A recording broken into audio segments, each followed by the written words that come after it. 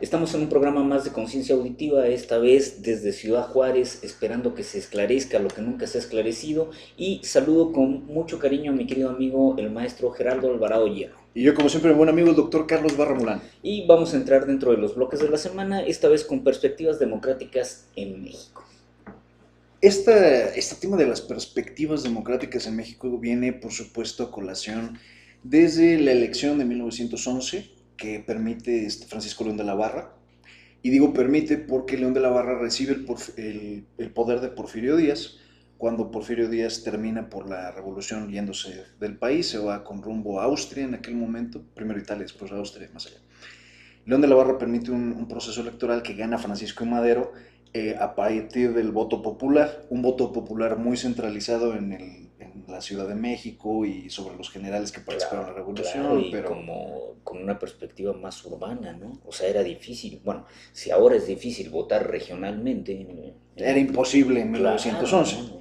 Madero se convierte en el primer presidente mexicano en ser democráticamente electo, le dura prácticamente 2 años el gusto antes de la decena trágica, en el que él, su hermano y otras personalidades son asesinadas. Y viene un periodo tumultuoso de México, un periodo en el que no se acaban de poner de acuerdo quién tenía el poder, hubo varios presidentes simultáneamente en México. Llegamos a tener algo así como 20 presidentes entre 1913 y 1920. Venustiano Carranza solo era el ala más conservadora y más lógica del movimiento, pero no era el único. Está Lagos Chazaro, me estoy queriendo acordar de otros, los Franciscos, son 3 Franciscos. Vaya, son un montón de presidentes. Viene entonces el presidencialismo mexicano ya en toda su forma, con Plutarco en las calles, con el Maximato, y más tarde con la invención del Partido de Revolución Institucional, que era en ese momento todavía el pre-PRI. A partir de 1936, más o menos, de 38, queda establecido un priato, un gobierno priista, que es primero Lázaro Cárdenas del 34 al 40, de ahí en adelante Ávila Que Camacho, es el primer sexenio. el primer sexenio de la historia moderna de México. Ávila Camacho, Miguel Alemán Valdés, Ruiz Cortines, López Mateos, Gustavo Díaz Ordaz, Miguelito Alemán. Miguel Alemán, y sigue avanzando, avanzando, avanzando. Y en el 2000 tenemos un momento de quiebre, o de cierto quiebre, donde Vicente Fox gana la elección presidencial en un candidato de oposición que se dio en un estado que también ganó la oposición, que, vaya, finalmente representaba el voto de castigo hasta cierto punto. En el 94 a 2000, la presidencia de Ernesto Zedillo se dedicó, entre otras cosas, a fortalecer al Tribunal Federal Electoral y al IFE, al Instituto Federal Electoral. Y terminó como el apóstol de la democracia. Junto con José Goldenberg, que en su Sí, momento fue el presidente del IFE importante, el consejero presidente. fue el más importante, Yo ¿no? creo que fue el más Porque, importante. por ejemplo, el torero no me... No, el torero es un, No. es un títere, es claramente un títere. Y finalmente tenemos que para el 2000 había las condiciones para acceder a una elección democrática. Lo que hemos visto desde el 2012 y la elección de Peña, y quizá un poco antes, desde 2010 para acá, hemos visto que de inicio Calderón quitó como las manos del IFE. No sé si esto fue pactado, si esto fue un descuido, si esto fue qué, pero desde 2010 había 5 espacios vacantes en los consejeros del IFE. Había espacios vacantes en el Tribunal Federal Electoral. O sea, había un IFE disminuido y un TRIFE disminuido. Bueno, a mí me parece que la conducta que tuvo tanto Fox como Calderón obedece a una sinergia de un discurso que es el discurso de la probidad política, que aparentemente tiene el PAN y que dicen, bueno, nosotros somos un partido de extracción industrial, desarrollista, que en determinado momento no requerimos de la corrupción como para poder generarnos como entidad política, y a partir de ese discurso, que es un discurso, porque en el fondo hay mucha necesidad de ser juez y parte en el ejercicio de público, es decir, soy empresario, pero aparte me protejo con toda la estructura de obligaciones que tiene el país. A partir de eso me parece que en esta inercia del discurso caen muchos panistas y la figura del presidente de la República intenta como ser un poco distante y dar como cierta autonomía a lo que nunca había tenido autonomía en México.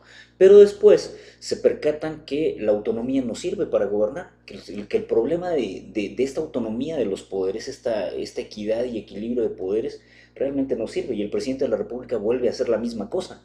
Entonces, lo que hizo Peña Nieto, este reempoderamiento, esta recentralización del poder, hubiera terminado tarde o temprano, no hubiera importado quién hubiera estado ahí. Esa era la condición, porque en México no hay condiciones como para hacer política de otra forma. Exactamente. Sí, porque finalmente México tiene una forma política clientelar, enteramente clientelar.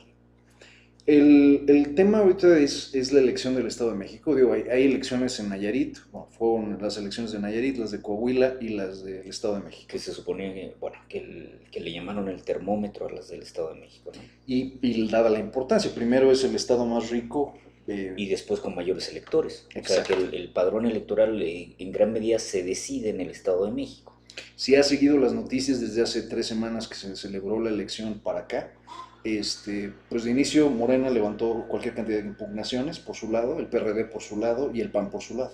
El PAN se enfocó a los topes de campaña, que claramente los estaba rebasando del mazo cuando veías la fiesta de todos los secretarios que iban y entregaban desde tinacos, pantallas, refrigeradores, camiones tras camiones tras camiones, programas de Sedesol, programas de Sedatu, programas de todos los que se te puedan ocurrir. Por eso le llamaron elección de Estado. Es una elección de Estado. O sea, de ese lado, el cálculo más grosso que hizo el PAN fue que aproximadamente se pasaba por 46 millones de pesos la elección del Mazo. O sea, que vaya, sobre su tope de campaña. La voltereta fue que el Tribunal Electoral del Estado de México y el Instituto Electoral del Estado de México declaran en ambos casos que el PRI tenía el derecho de hacerlo porque finalmente no podían suspender programas sociales. Lo que apareció un poquito después fue que sí, porque no puede suspender. Claro, no lo van a suspender. Lo que fue el caso fue que durante prácticamente un año, alegando que no había fondos, sí suspendieron los programas sociales y los reactivaron exactamente en el momento de la elección. Entonces dices, qué conveniente, ¿no? O sea, no puedo suspenderlos antes, pero digo, antes sí los puedo suspender, pero ahora que está la elección no los puedo suspender. Entonces, claramente se trató de una elección de Estado. Vienen otras impugnaciones como un video que está bastante astutamente tomado de un operador político que le está hablando a una comunidad, a un grupo de gente y les dice, y si ustedes quieren seguir recibiendo medicamentos, está en YouTube, es viral, si ustedes quieren seguir recibiendo medicamentos, me van a traer una fotografía digital de su boleta electoral con una identificación al lado, marcando claramente que votaron por el PRI. Y dices, ok, claramente hay compra de votos, no queda ninguna duda. Ahora, lo paradójico del caso es el margen con que gana la elección, o sea, la gana con un 2%. 2.6, es nada. Ok, nada. O sea, en otro país sería un empate técnico. Claro, o sea, no, que obligaría a una segunda ronda. Claro, que a la figura de la segunda vuelta que ahora se está discutiendo en México, pero sin mucha convicción. No, porque no la quieren. O sea, se dan cuenta que la mayoría simple es la mejor forma de ganar. Claro. Porque recordemos esto, tenemos 4 partidos, vamos a decir, importantes que están de peso ahora, que están contendiendo, y vamos a decir que realmente la elección se va entre 2 partidos, se va entre el PRI y Morena a lo mejor. Sí. Y el PAN es una tercera fuerza distante y el PRD, que sigue vivo increíblemente, es una cuarta fuerza muy distante. Si tú eliminas a los votantes del PAN y eliminas a los del PRD y solo dejas estas 2 fuerzas, los números serían dramáticamente distintos. Que esa es la segunda ronda. Y el que la propone precisamente es un panista, es Anaya. Anaya propone la segunda ronda, pero lo hace sin convicción, sabiendo que acababa de terminar el periodo en el que podía haber reformas constitucionales. Entonces realmente no era un diálogo, no era algo real. Era un ardid publicitario para decir, nosotros sí. Y una vez que se calme un poco la fiebre que pasó en el Estado de México, yo creo que lo de la segunda vuelta va a empezar a estar más distante. Yo creo que la segunda vuelta tomó cierto auge a partir de lo de Macron, claro, en Francia y claro, en México, como que miran ahí qué podría ser, ¿no? Pero... Las impugnaciones de Morena, por ejemplo. Morena ahora, impugnó... Pero fíjate cómo está el asunto. Ok, segunda vuelta no, pero está aprobada ya a nivel de legisladores la reelección. Sí. Pues ahora lo que tenemos es esa figura tan satanizada que con lo que empieza este diálogo de de acuerdo de cómo se construye la institucionalidad del poder en México, bueno, es una figura que ahora va a estar presente. Ahora, yo siempre he pensado que dentro de política no existen figuras indebidas, sino que las figuras indebidas se generan a través del propio proceso y uso del poder. Y el abuso del poder. Claro, porque por ejemplo, si tú reeliges a un gobernante o un staff de gobernantes que cumplieron la labor y que concretizaron la tarea pública, bueno, pues estás premiando la confianza ciudadana Claro. y no la ineptitud. Pero si, puta, si reeliges a un tipo que fue una calamidad, yo creo que es una estupidez, ¿no? No, y vamos a decir, y de las figuras que optaron para reelegir, o sea, elegir diputados o elegir senadores, llámese diputados locales o diputados federales, estás eligiendo los personajes más opaces que hay. Porque realmente, ¿qué hace un diputado? ¿Qué hace un senador? ¿Qué tan productivo es? ¿Qué impacto tiene la ley que genera o las iniciativas de ley que genera? No tiene que rendir cuentas Los a nadie. acuerdos de la Cámara, por ejemplo, el uso del presupuesto de egresos de la Federación realmente es el mejor presupuesto y genera condiciones de oportunidad social. O sea, todas esas cosas están en el aire, están en el vacío. Por ejemplo, este es el sistema que permitió que Yunes compitiera por Veracruz por parte del PRI, perdiera y ahora regresara de vuelta a ser senador. Pero lo más espectacular es que se queda con la Comisión contra Anticorrupción y se queda como el presidente de la Comisión Anticorrupción. Este es este sistema, o sea, es absolutamente increíble con todos los trapos que salieron durante la elección. Volviendo a Morena, ¿y por qué este tema de la Morena? Por la fuerza que cobró. Morena cobra... O sea, nos ha mostrado, o sea, López Obrador nos ha mostrado que su capital político es muy importante en México, ¿sí? No es desdeñable. Y en 2006 llegamos a pensar que estaba muerto, ¿no? O sea, al declararse presidente legítimo, al no aceptar la elección de Calderón, llegamos a pensar que López Obrador se había acabado. Ahora no necesariamente no le salió lo del Estado de México. Intentó hacer esto de voto por voto, casilla por casilla, y no le resultó. Pues todavía no está resuelto. Se supone que el IFE, perdón, el INE ahora, lo que va a hacer solamente va a abrir un determinado número de casillas. Y no Pero ya viste los resultados. O sea, ya empezaron a abrir las casillas. De hecho, originalmente se plantearon creo que 35,000 casillas, fue casi toda la elección, y ahora quedó en 3,500 casillas. De las 100 o 200 primeras que empezaron a computar, resulta ser que en una casilla donde había 600 votantes, había 800 votos y todos eran para Del Mazo. Después se encuentran, sí, o sea, esto se pone interesante. En los conteos rápidos aparecieron que en una de las casillas había un conteo rápido de 1,200 votos Del Mazo, 300 Delfina, y resulta ser que estaba al revés. Eran 300 para Del Mazo y 1,200 para Delfina. O sea, al final lo que han encontrado en las 100 casillas con las que empezaron a ventilar es anomalía tras anomalía tras anomalía. Y entonces nos haría preguntarnos, ¿podemos nosotros confiar en las autoridades electorales, en el Instituto Electoral mexicano completo como tal, en el INE? ¿Podemos confiar en el TRIFE? ¿Podemos confiar en estos...? Pese a la autonomía que ha cobrado. Porque creo que desgraciadamente en este punto lo que vemos es que el torero, desde el momento en el que entró el presidente del INE, lo que ha estado buscando es expandir el edificio, construir un edificio más grande. Yo tengo 4 años registrado, 4 años está jugando con adquirir presupuesto para poder construir un macroedificio. Ese es su proyecto. Este año regresó dinero porque las cosas estaban tocando fondo, ¿no? Pero realmente no veo que haya un fortalecimiento real. La contratación de los huecos que hubo o los huecos que se dejaron del INE, que se habían dejado cuando era IFE, porque no había personas con el perfil adecuado, se llenaron con gente que estudió con él en la Facultad de Filosofía. O sea, dices, al final estamos dejando caer una de las instituciones más importantes. ¿O esto es adrede? ¿Le estamos matando? ¿Lo está matando el PRI? Bueno, yo creo que siempre fue como el hijo incómodo. El IFE-INE fue un hijo incómodo porque realmente México no ha dado el salto a la madurez de crear un orden sistémico limpio en ese sentido a nivel político. O sea, no aparece un orden limpio. Entonces, evidentemente, un árbitro así es un árbitro incómodo, ¿no? Pero es un círculo vicioso, ¿no? Porque tienes... Desgraciadamente lo que genera la desconfianza en las instituciones electorales es que genera un cinismo absoluto en las personas, en la población en general.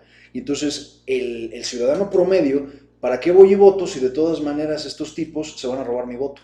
y lo van a convertir en lo que quiera que lo conviertan. O si voy y te vendo mi voto y me da igual la externalización que esto genere, porque al final, aunque te dé yo mi voto y a cambio de una tarjeta con 1,000 pesos, con 500 pesos, no importa, mi vecino lo va a hacer, mi hermano lo va a hacer, mi esposa lo va a hacer, todos los que tienen una credencial lo van a hacer. ¿Qué más da? Ahora, lo bonito es que el instituto, elección tras elección, te invita a votar y te dice que es una cuestión ciudadana. Y bueno, y hay tantas cosas detrás que de repente la gente también se cansa. Y si a eso le sumamos que la gente no es muy politizada, bueno, pues tampoco entiende mucho de cómo jugar, ¿no? Este ciclo en particular de elecciones, recordemos las elecciones que hubo el año pasado, en 2016, cuando se jugaron 7 gubernaturas, o se celebraron elecciones en 7 gubernaturas, fue interesante porque cambió un poco el enfoque. El enfoque tenía que ver con políticos visitando casas, y seguramente estuvimos enterados de esto, el PRI lo empezó a jugar mucho con esto, las elecciones a partir de las casas. Y iba el candidato en un solo día y se metía en 10 casas y a veces cocinaba con las señoras y a veces hacía una cata de vinos o preparaba un Bueno, platillo. dependiendo de la colonia. Claro, dependiendo de la colonia, Sí. ¿no? Y se retiraba, pero pasaba tiempo con la gente, o sea, la elección cambió un poco. Fue una elección marcada por las redes sociales, fue una elección cambiada. Estas elecciones está cambiando el formato. Si algo nos enseñó, por ejemplo, Kumamoto, en el caso de Jalisco, es que hay lugares donde sí puedes ganar una elección con ni un peso, pero con la adecuada presencia en redes sociales.